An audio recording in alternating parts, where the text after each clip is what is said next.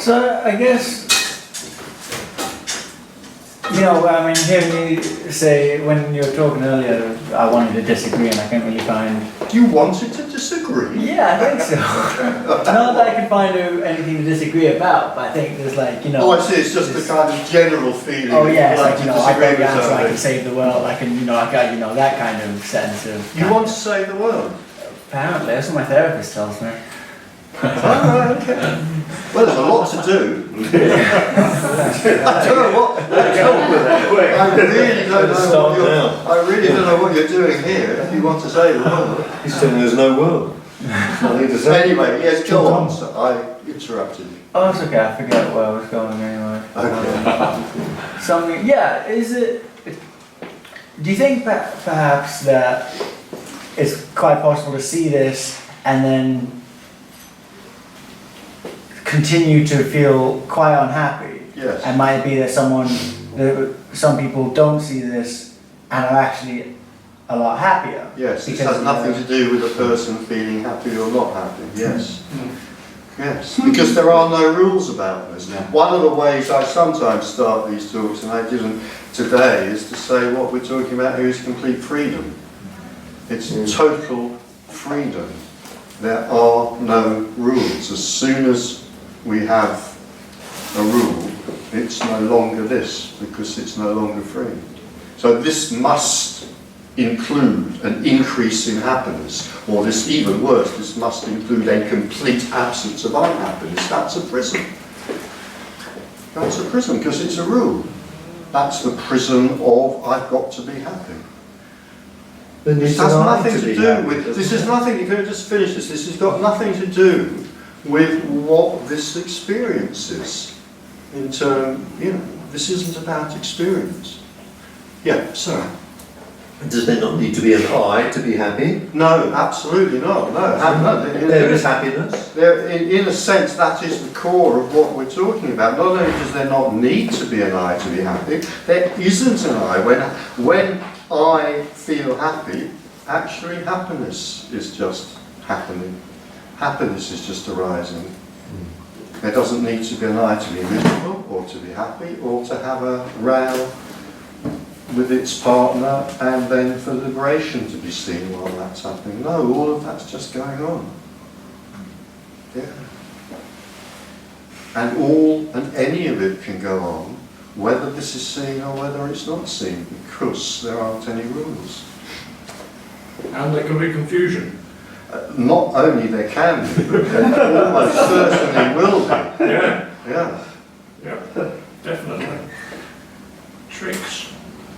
And that's neither good nor bad either. I mean, the mind could easily make a little path or a little game out of that. Oh, this can't be understood, so the more confused I feel, the better. No? But on the other hand, there can be a great deal of clarity about this, and that means nothing either, because clarity is just mental. I mean, clarity is mental, clarity is simply of the mind. But it is quite good indicator looking at any thought-based consideration that you can't, being sincerely like examining it, you can't miss that all is set in the future. Whatever thought is concerned about is set in the future. It's all about becoming this way or another, getting it, or as if there is not here already. So haven't. Thoughts about this might be, yeah, I mean obviously a lot of thoughts is set in the past, but thoughts about this might well be, yes, that's again the tendency of the mind to say, well, I haven't got this now, but maybe That's right. I will get it in the future, and then it's very easy to add to that if I do X, Y, and Z. That's right. Yeah. And then the past link will be the guilt or I probably didn't get it, I'm not intelligent enough, I haven't done this or that, what others did. For the averagely neurotic mind, there'll be that kind of interplay between I may get this in the future when I do X, and the reason I haven't got it already is because of the bad things I did in the past. I mean, that's a kind of common interplay. Yeah. I mean, that's what fuels religions. It's that mixture of kind of like guilt and hope. Yeah. Wait, what's that mixture of guilt and hope? What is that? I was saying it's that mixture of guilt and hope that so many minds are prone to that fuels a lot of religion. There's guilt, so I need salvation, and there's hope that if I do this or this or this, then I will receive salvation.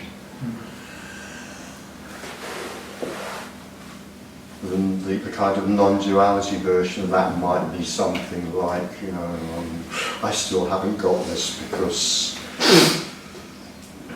I still have too much neurosis. Because I have too much neurosis, or I didn't follow my guru faithfully enough in the past, and I might get this if I go to more meetings or take my guru more flowers or whatever. That might be the non-dual or the spiritual version of that. No, that really resonates. Yeah, Yeah. still, does it? That really resonates, Yeah. yeah. Just actually seeing to a lot of my behaviour, what you Yeah. just said there, actually. I know that we say it, but actually, when you see it, Yeah. So it may be very deeply rooted in us, that kind, you know, whether it's acknowledged or not, that there is something about this that I have to earn, and I can earn. yeah.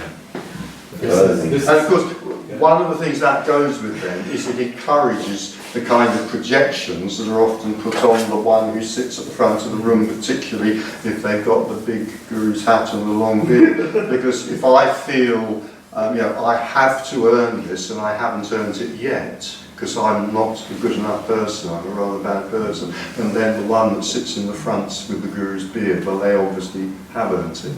That's why they're there. So they're a better person than they are. So it encourages that projection, and it's all just a play of the mind.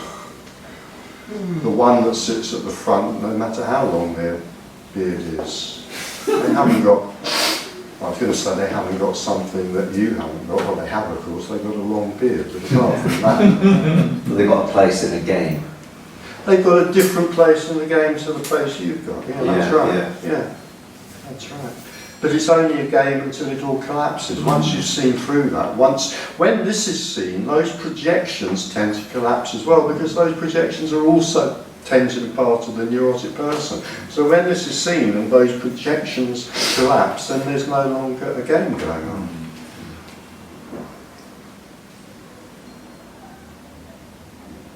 Until then, yeah, there is. It's the great game of whatever it might be, devotee and guru, spiritual teacher and disciple, whatever. And always that assumption that they must have something better than what I've got, otherwise they wouldn't be in that seat. No, I haven't got anything better than you. The only possibility is that they might have lost something that you think you've got. So you say that we can relax now?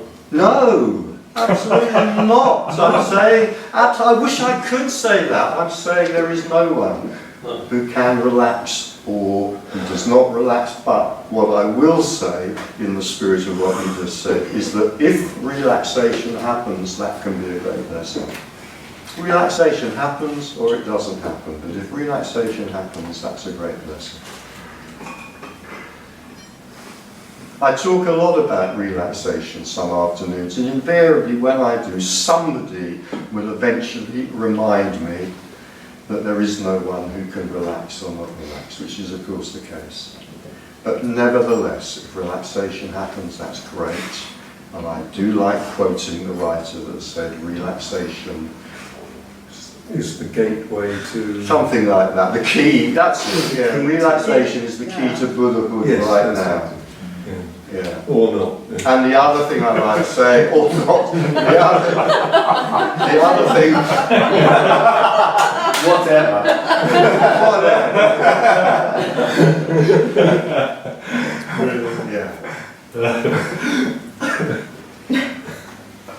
What I find very... The other thing I like saying is there is nothing like what we're talking about here.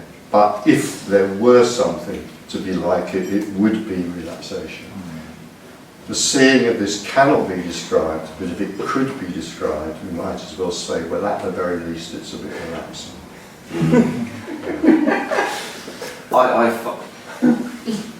There's going to that frustration and stuff we talked about, but something that Tony says that really struck me is that the sense of separation is also part of that indivisible energy.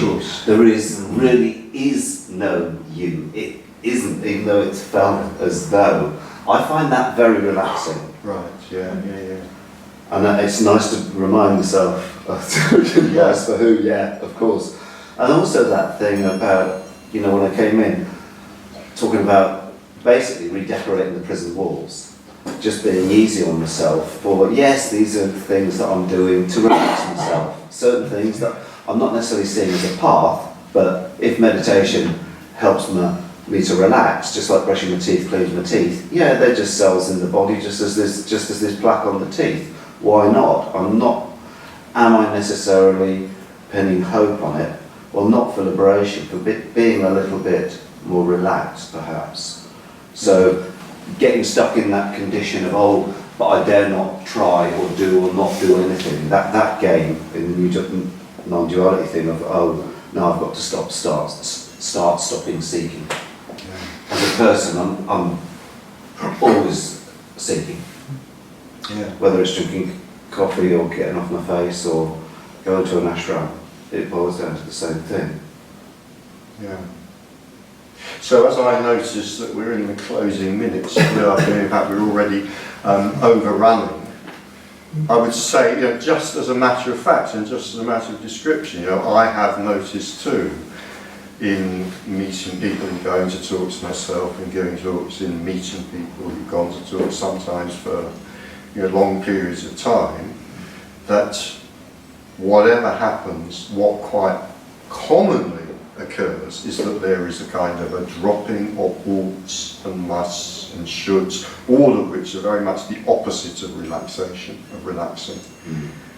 And maybe in the story of cause and effect, because of that, some more relaxation arises. I've noticed that again and again and again and again.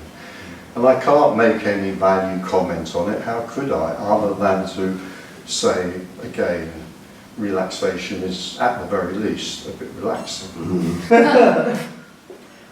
And also, the nearest thing to what we're trying to describe here, the nearest thing to the indescribable that we're trying to describe here.